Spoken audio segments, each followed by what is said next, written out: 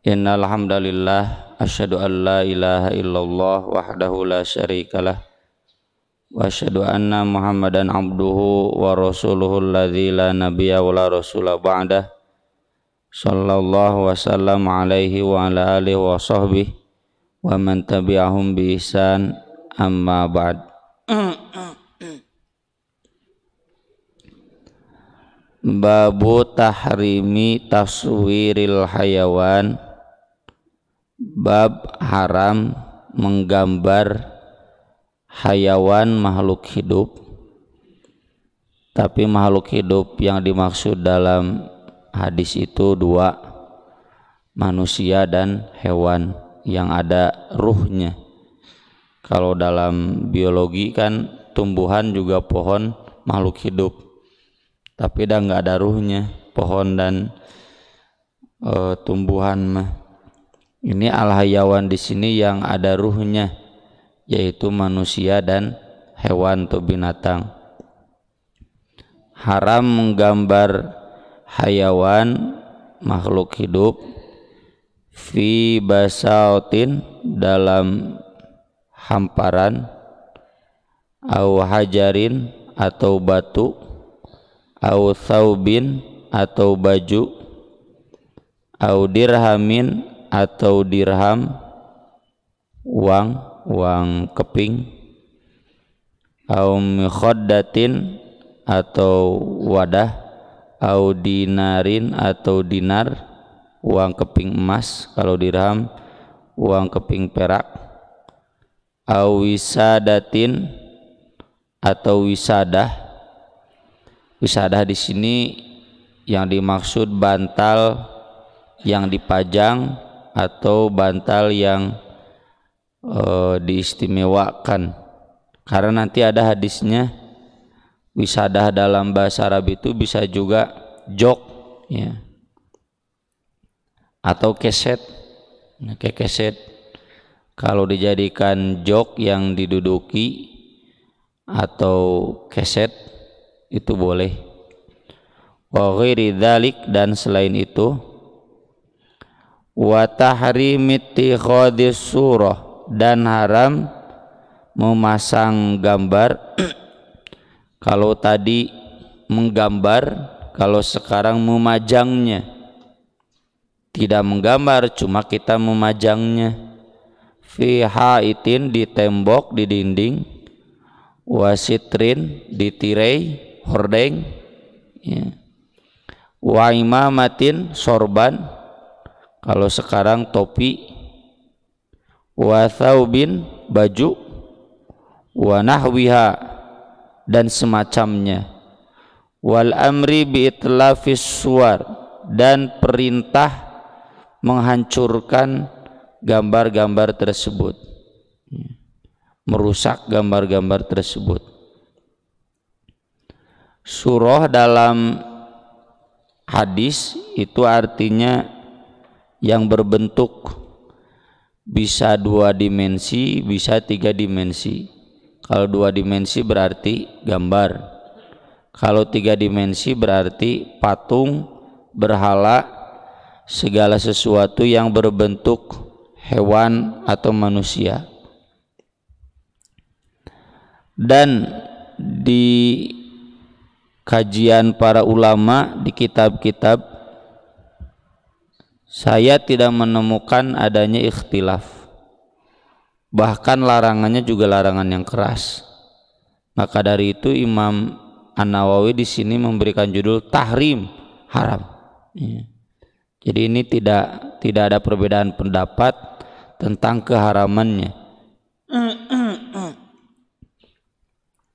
Bahwa menggambar atau memajang gambar makhluk hidup itu hukumnya haram. Nanti ada dalil di sini, dikecualikan kalau itu pohon. Pohon tidak termasuk makhluk hidup, jadi boleh. Pohon, gunung, sawah gitu ya. Anak-anak kan dulu kalau disuruh menggambar pasti gunung, tuluy, sawah, jalan gitu. Itu aman, itu gambar-gambar yang begitu. Yang diharamkan itu ini menggambar yang wujudnya makhluk hidup, pelukis, pemahat, atau bapak ibu punya lukisan di dinding, gambarnya gambar kuda, gambar ikan, itu semua harus dicabut. Dan itu menunjukkan selama itu berarti rumah bapak dan ibu tidak dimasuki malaikat, amal ibadah bapak ibu tidak tercatat. Nanti disebutkan di hadis-hadis yang akan kita baca, ini cukup panjang, seandainya tidak terbaca semua, makanya ini kesimpulannya dulu, bahwa dosanya adalah dosa yang paling berat, siksanya siksa yang paling berat buat para penggambar ini. Guru kita Hasan menjelaskan kenapa disebutkan yang paling berat, mengapa disebutkan yang paling pedih, ya, yang paling besar siksanya, karena memang ada unsur syirik, musyrik, dan kita tahu dosa yang paling besar adalah musyrik. Musyriknya di mana? Nanti ketahuan di hadis-hadis. Musyriknya dari aspek menandingi pekerjaan Allah, yaitu menciptakan. Jadi ketika seorang pemahat, pelukis, penggambar menggambar, itu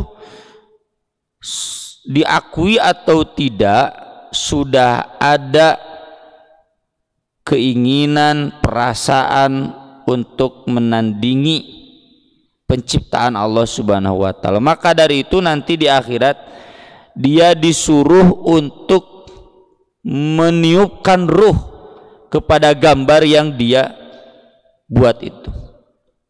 Dan nanti di sini ada hadisnya, semua penggambar, semua pemahat, hasil karyanya itu akan dijadikan makhluk, dan makhluk itu akan menyiksa dia. Nah, itu yang bikin Candi Borobudur itu, nah itu semua di Candi Borobudur nyiksa. Makhluk hidup itu ada dua maknanya. Bisa kalau dia gambar kuda, berarti kuda itu dijadikan kuda beneran oleh Allah, dan kuda itu menyiksa dia di hari kiamat. Bayangkan kalau ribuan gambar kuda yang dia buat, ya. Yang kedua, gambar itu dijadikan makhluk, yang makhluknya wallahu a'lam, yang jelas makhluk itu nanti menyiksa pemahatnya dan penggambarnya. Ini tidak ada perselisihan. Nanti yang ada perselisihan ini dalam hal foto, ya. Ini baru ada perselisihan karena zaman Nabi nggak ada foto, ya, nggak ada kamera. Antara ulama yang mengkiaskan pada gambar berarti haram, dan ulama yang mengategorikannya bukan sebagai gambar. Dan saya ada di kelompok yang kedua ini. Hemat para ulama yang ada di kelompok kedua ini, foto itu hanya merekam ciptaan Allah apa adanya, dan tidak ada unsur menciptakannya. Jadi beda antara foto dengan menggambar. Kalau menggambar ada unsur menciptakannya, tapi kalau foto tidak ada unsur menciptakannya, hanya merekam.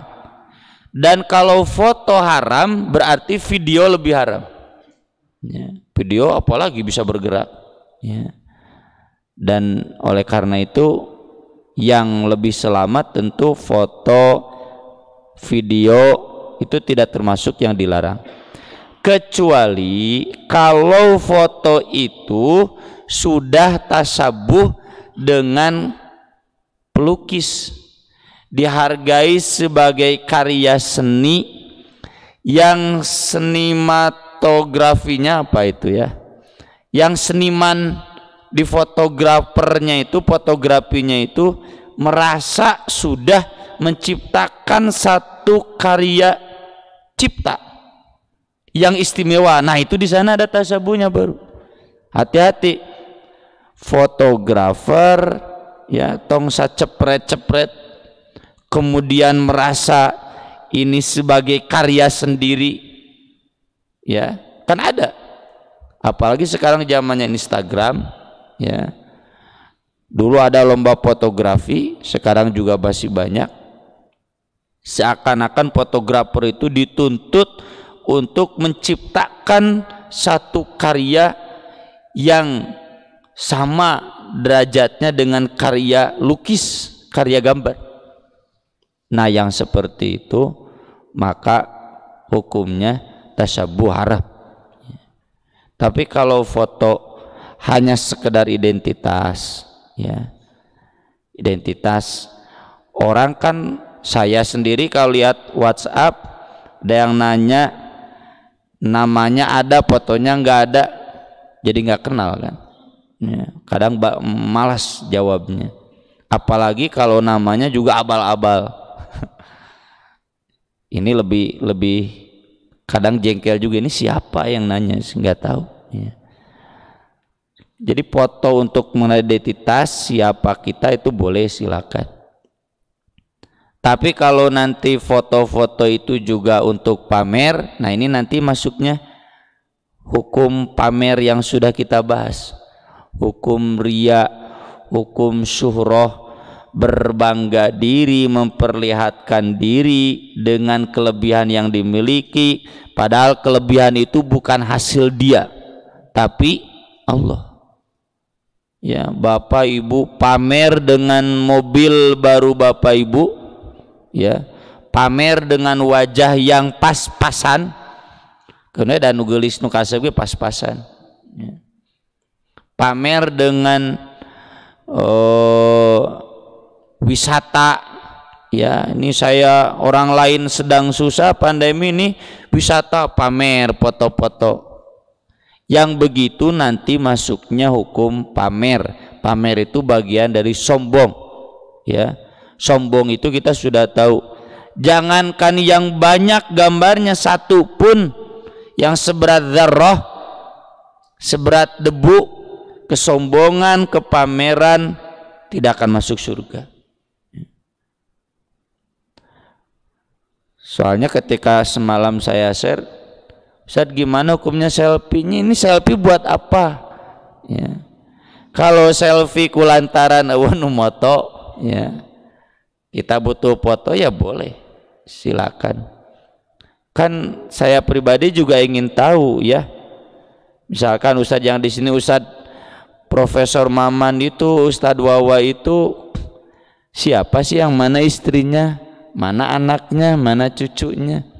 Ya, saya sendiri kadang kalau sedang tidak sengaja menemukan misalkan foto seorang ustadz yang saya kenal lengkap dengan keluarganya, suka sengaja dilihat karena ingin tahu.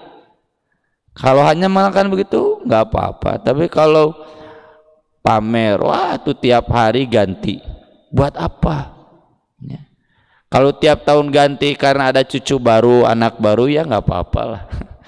Ini tiap hari ganti, ganti foto, ganti baju, ganti suasana. Mohon maaf, hemat saya khawatir itu termasuk kategori pamer, sombong, ya, memperlihatkan keakuan, memperlihatkan kehebatan diri, padahal itu semuanya anugerah Allah.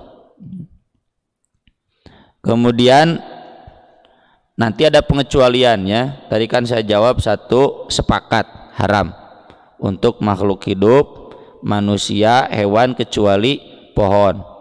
Yang kedua yang ikhtilaf adalah foto dan video lah gitu ya. Dan kita lebih aman memilih foto video itu halal asal tidak ada unsur niat menciptakan apalagi pamer. Nah, nanti selanjutnya ada pengecualian. Pengecualian satu, kalau itu dijadikan sesuatu yang diduduki atau sesuatu yang diinjak, keset, hamparan-hamparan yang diduduki tapi enggak istimewa. Kalau sajadah mah istimewa, ya sajadah nggak boleh. Ya wisadahnya wisada yang gimana? Yang diduduki buat jok itu nggak apa-apa, keset buat nggak apa-apa, sandal juga nggak apa-apa karena diinjak. Karena nanti di sini ada hadisnya, hadis yang kedua, ketika dipajang Rasul marah, lepaskan. Lalu Aisyah jadikan kursi, ya.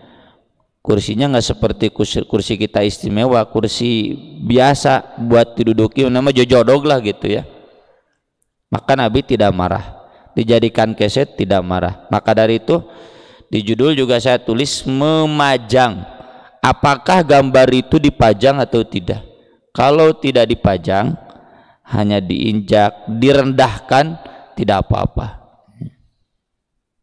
Tapi yang diinjak, yang diduduki pun itu boleh hanya makhluk hidup. Kalau gambar berhala, soalnya nanti ada di sini juga, berhala itu salib ya, gambar setan, setan merah, salib kayak AC Milan, Inter Milan, Barcelona.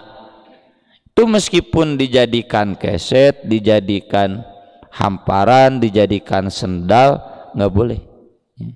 Gambar ITB kan gambarnya dewa Ganesha yang jelas-jelas disembah di India. Ya, Ganesha itu kan dewa kecerdasan. Jadi bapak-bapak cerdasnya gara-gara nyembah dewa itu. Ini gimana nih orang ITB ya?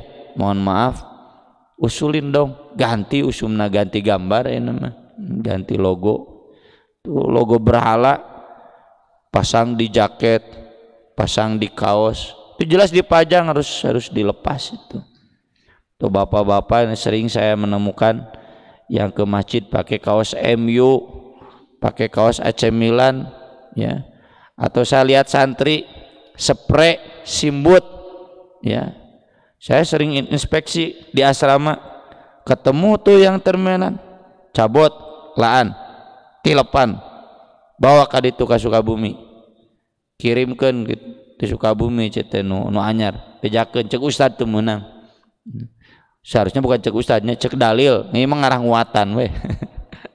Cek ustad teu meunang, haram gitu. Nah, sering saya inspeksi yang perempuan itu ada gambar Frozen, cabut gitu. Santri pakai mukena Frozen, nggak boleh cete. Pulang lagi ganti mukenanya, jangan gambar-gambar meski kartun itu ya, udah dipajang itu. Kemudian yang kedua, pengecualian itu kalau sebagai mainan untuk anak-anak. Nanti ada hadisnya. Aisyah, mainan anak-anak itu kuda-kudaan yang bersayap. Walau alam terbuat dari apa? Ya, Nabi nanti protes. Apa itu? Kuda. Kata Nabi, kok kuda bersayap? Kata Aisyah, kan kuda Nabi Sulaiman juga bersayap. Gitu. Nabi hanya tersenyum, jadi tidak menyalahkan. Kalau sebagai mainan boleh. Maka dari itu, ini kiasnya, kalau itu dijadikan mainan anak-anak, ya, anak saya kan dulu seneng binatangnya, di jelema Anda gini binatang-binatangan ya, yang ya berbentuknya. Bacana teu haram, enggak, yang budak menindungna main haram. Kalau kita ikut main haram, ya, buat anak-anak nggak apa-apa. Termasuk gambar-gambar buat sarana pendidikan, itu kan buat anak-anak, ya, tidak jadi soal. Jadi kalau ada buku, ada gambar makhluk hidupnya, tapi memang sebaiknya tidak. Nah, jadi apalagi kalau itu buat orang tua, ya janganlah, nggak perlu.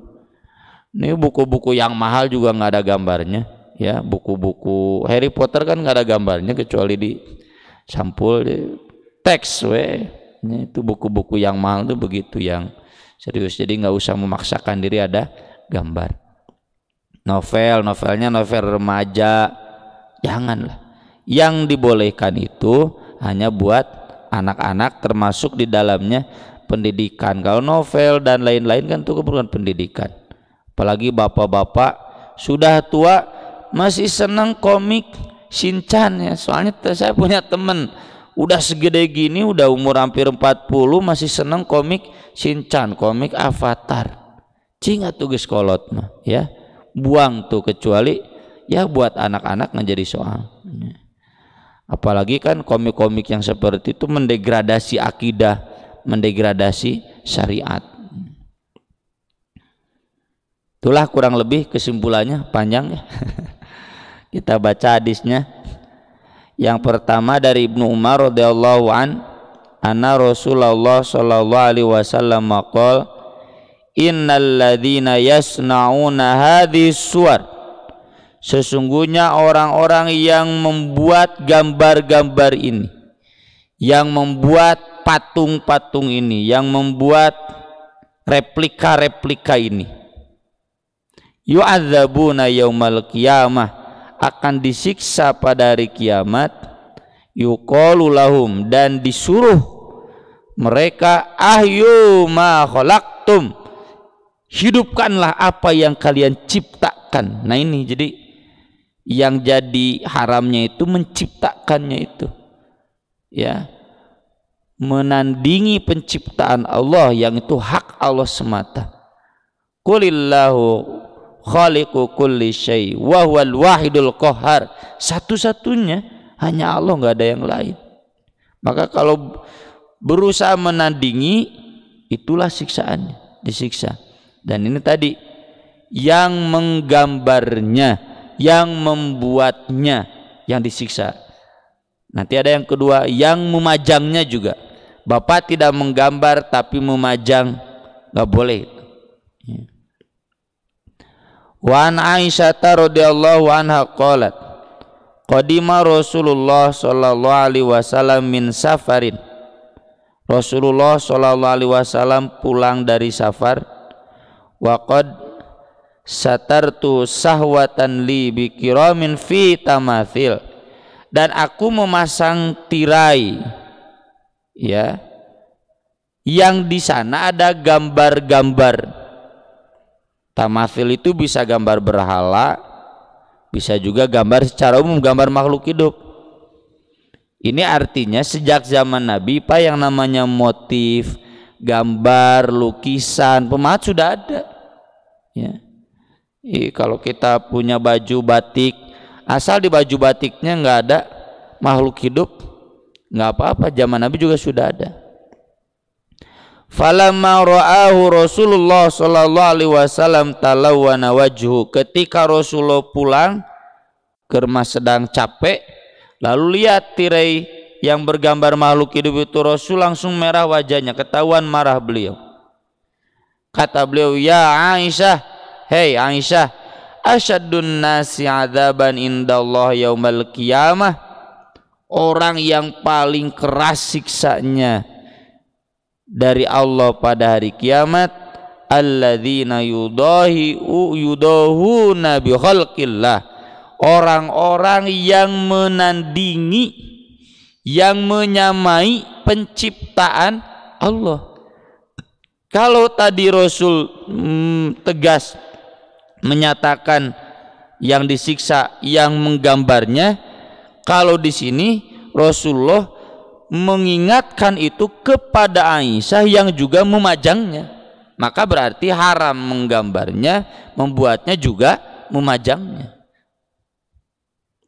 Qalat faqata'nahu, lalu Aisyah melepaskannya, faja'alna minhu wisadatan aw wisadataini, lalu dijadikan dua hamparan, hamparan yang diduduki atau yang diinjak, keset satu atau dua. Nah itu Rasul kemudian tidak marah, berarti yang haram itu yang dipajang ya. Jadi kalau kita ketemu nih lukisan gambar kuda, lepas buru simpen di handap jang kekeset lumayan kainnya bagus atau dijadikan tilam apa lemari misalkan ya, tilam yang lain-lain nggak apa-apa. Yang haram itu dipajang. Wa an Ibnu Abbas radhiyallahu anhuma qol sami'tu Rasulullah sallallahu alaihi wasallam yaqul kullu musawwirin finnar, semua penggambar pemahat akan masuk neraka. Yuj'alu lahu bi kulli suratin sawwara nafsun, nanti akan dijadikan semua gambar, semua patung, semua replika yang dia buat jadi ada ruhnya. Fayu'adzibu fi jahannam, maka gambarnya itu, patungnya itu akan menyiksanya kelak di hari kiamat di neraka jahanam. Ini dalam riwayat yang lain di Bukhari, kemudian datang seorang penggambar, pelukis kepada Ibnu Abbas dan dia bertanya, itu kan pekerjaan saya. Maka Ibnu Abbas menjawab di sini, fa in kunta la budda fa'ilan, kalau memang kamu harus mengerjakannya karena itu pekerjaan kamu, fasna'ish syajar wa ma la ruha fih, silakan buat saja pohon dan yang tidak ada ruhnya. Ini jadi penjelas bahwa yang diharamkan itu makhluk hidup yang ada ruhnya, manusia atau hewan. Kalau pohon, gunung, pemandangan alam nggak jadi soal. Langit, awan, bintang, matahari tidak apa-apa. Gambar-gambar yang begitu yang tidak ada ruhnya. Yang haram itu yang ada ruhnya. Ini juga menunjukkan sejak zaman Nabi, sahabat sudah ada profesi itu. Ya, soalnya jadi jangan sampai saya kan jurusan seni rupa, ya pekerjaannya begini. Ya zaman Nabi juga sudah ada. Dan mereka bertanya ke ulama. Ini makanya seniman rupa, seniman pahat, nanya dong ke ulama mana yang boleh, mana yang tidak. Dan ketika dijelaskan oleh ulama, mereka menerima. Dan ulama pun tidak cadel, ya. Jangan mentang-mentang dia donatur pesantren misalkan dari hasil gambar yang haramnya, oh nggak apa-apa bapak, kan ini bapak buat pesantren. Nggak bisa, ya. Tetap saja kalau haram-haram. Paling dikasih alternatif, kalau yang mau halal yang begini, nah gitu. Jadi nggak usah berhenti dari pekerjaannya, kan masih bisa menggambar pemandangan yang tidak ada makhluk hidupnya, gambar sawah, nggak usah dengan burungnya, nggak usah dengan ayamnya, nggak usah dengan petaninya, sawah kul insyaallah payu kene. Ya. Kemudian masih dari Ibnu Abbas radhiyallahu anhuma, sami'tu Rasulullah sallallahu alaihi wasallam yaqul man sawwara suratan fid dunya kullifa an yanfuha fiha ruh yaumal qiyamah wa laysa binafikh. Siapa yang menggambar satu gambar, yang memahat satu pahatan atau membuat satu patung di dunia, nanti akan ditugaskan kepadanya untuk meniupkan ruhnya pada hari kiamat, tapi dia tidak akan mampu. Ini lagi-lagi berarti titik tekan keharamannya adalah di menandingi penciptaannya. Yang tadi yang dijadikan makhluk tadi sudah saya singgung, ya. Gambarnya nanti dijadikan mempunyai ruh, hidup. Itu ada dua, bisa gambar itu asli, ya. Kalau gambar kuda-kuda, kalau ikan jadi ikan beneran, atau ada makhluk lain yang baru yang dikehendaki Allah yang kita belum tahu, yang jelas makhluk-makhluk tersebut akan menyiksa pembuatnya. Kemudian Ibnu Abbas menjelaskan, inna asyaddan nas adzaban yaumal qiyamah al musawwirun. Rasulullah SAW bersabda, manusia yang paling keras siksanya pada hari kiamat para seniman rupa, para penggambar. Dalam hadis berikutnya kata Abu Hurairah, Rasulullah sallallahu alaihi wasallam bersabda, qala Allah taala memaklumatkan, wa man adlamu mimman yakhluqu bi khalqi, siapa lagi yang paling dolim kecuali orang yang menciptakan seperti penciptaanku. Nah ini ya kan, kalau adlamu kesananya pasti musyrik, kafir ya. Kenapa disebut adlamu? Karena berusaha seperti Allah, itu musyrik. Falyakhluqu dzarrah, kata Allah, silakan kalau begitu ciptakan saja satu titik debu, jangan yang susah-susah nyieun kebul sebutir debu, au habbah, atau sebutir biji apapun, au syairah, atau biji gandum, silakan. Dan tentu ini nyungkun ya, perintah yang retoris, perintah sindiran, maksudnya tidak mungkin bisa. Inilah sekali lagi ya, jadi bahaya. Catatan mungkin sebelum ditutup, saya nanti ini dilanjut karena ada kaitan dengan anjingnya dan salibnya ya, masih panjang. Saya juga pernah ditanya di grup Buletin At-Taubah, bagaimana kalau itu gambar foto tapi kemudian dijadikan gambar seperti kartun ya, karena ada unsur menggambarnya. Hemat saya itu termasuk yang dilarang di sini. Kalau foto beneran nggak jadi soal, kan itu harus direka-reka ya, diulang lagi, direka ulang lagi, itu haram ya, atau minimalnya syubhat. Mudah-mudahan kita dijauhkan dari hal-hal ini dan bisa mengamalkannya. Silakan pulang sekarang, perhatikan jangan-jangan di rumah masih ada gambar-gambar yang diharamkan ini.